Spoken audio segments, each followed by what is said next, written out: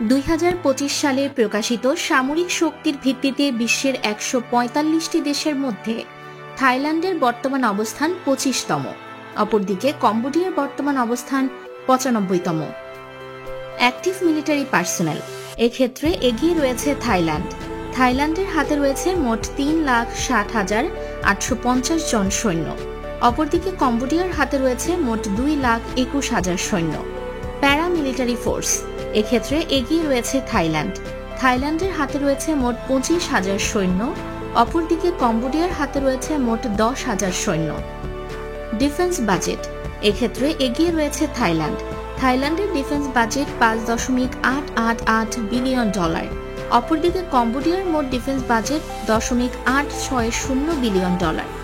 Combat tank এক্ষেত্রে এগিয়ে রয়েছে কম্বোডিয়া। কম্বোডিয়ার হাতে রয়েছে মোট 644টি কমব্যাট ট্যাঙ্ক, অপরদিকে থাইল্যান্ডের হাতে রয়েছে মোট 635টি কমব্যাট ট্যাঙ্ক। আর্মড ভেহিকলস এক্ষেত্রে এগিয়ে রয়েছে থাইল্যান্ড। থাইল্যান্ডের হাতে রয়েছে মোট 16,935টি আর্মড ভেহিকেল, অপরদিকে কম্বোডিয়ার হাতে রয়েছে মোট 3,627টি আর্মড ভেহিকেল।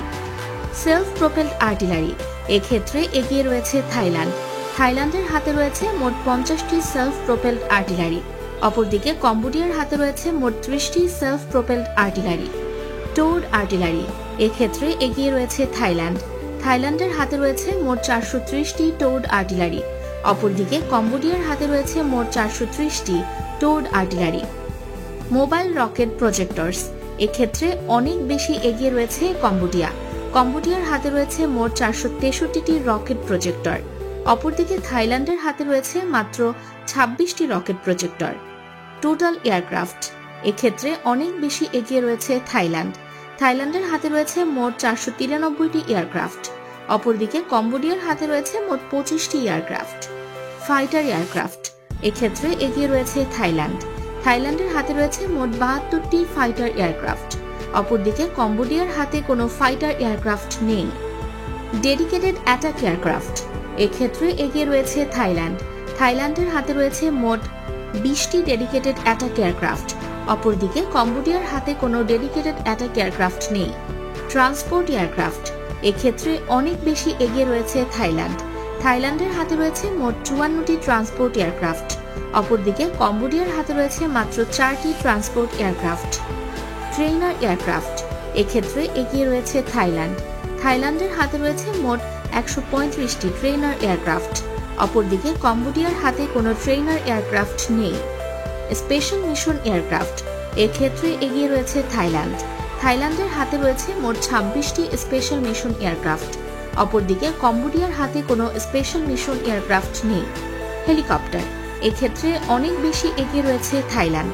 থাইল্যান্ডের হাতে রয়েছে মোট 258টি হেলিকপ্টার, অপরদিকে কম্বোডিয়ার হাতে রয়েছে মোট 21টি হেলিকপ্টার।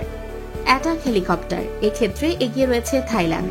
থাইল্যান্ডের হাতে রয়েছে মোট 7টি অ্যাটাক হেলিকপ্টার, অপরদিকে কম্বোডিয়ার হাতে কোনো অ্যাটাক হেলিকপ্টার নেই।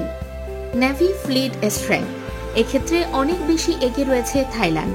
থাইল্যান্ডের হাতে রয়েছে মোট 293টি যুদ্ধ জাহাজ, অপরদিকে কম্বোডিয়ার হাতে রয়েছে মাত্র 20টি যুদ্ধ জাহাজ। ফ্রিগেট এক্ষেত্রে অনেক বেশি এগিয়ে রয়েছে থাইল্যান্ড। থাইল্যান্ডের হাতে রয়েছে মোট 7টি ফ্রিগেট, অপরদিকে কম্বোডিয়ার হাতে কোনো ফ্রিগেট নেই। করভেট এক্ষেত্রে এগিয়ে রয়েছে থাইল্যান্ড।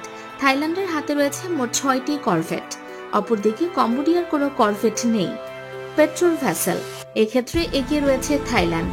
থাইল্যান্ডের হাতে রয়েছে মোট 49টি পেট্রোল ভ্যাসেল, অপরদিকে কম্বোডিয়ার হাতে রয়েছে মোট 20টি পেট্রোল ভ্যাসেল। মাইন ওয়ারফেয়ার এক্ষেত্রে এগিয়ে রয়েছে থাইল্যান্ড।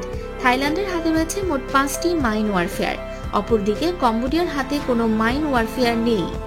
স্কয়ার ল্যান্ড এরিয়া এক্ষেত্রে অনেক বেশি এগিয়ে রয়েছে থাইল্যান্ড।